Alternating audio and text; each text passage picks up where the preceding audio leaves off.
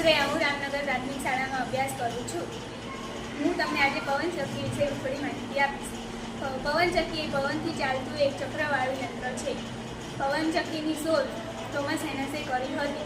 પવનચક્કીના પાટિયાની લંબાઈ 265 ફૂટ અને ટાવરની હાઇટ 565 ફૂટ હોય છે. પવનચક્કી તો 7મી સદીની શોધ છે અને તેનો ઇંગ્લેન્ડમાં પહેલીવાર ઉપયોગ થયાનો ઉલ્લેખ જોવા મળે છે. પવનમાં એટલી ઉર્જા ભરેલી છે કે જો તેનો બરાબર ઉપયોગ કરવામાં આવે તો જગતના 170 દેશોને બળતણનો દુકાળ કદાપી પડે નહીં.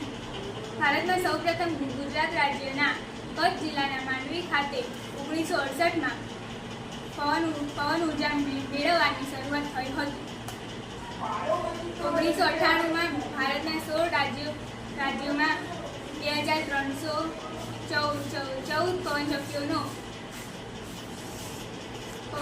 પવનચક્કીઓનો સ્થાપવામાં આવી છે. આજે ગુજરાત પવન ઉર્જા ઉત્પાદનમાં પ્રથમ નંબર ધરાવે છે.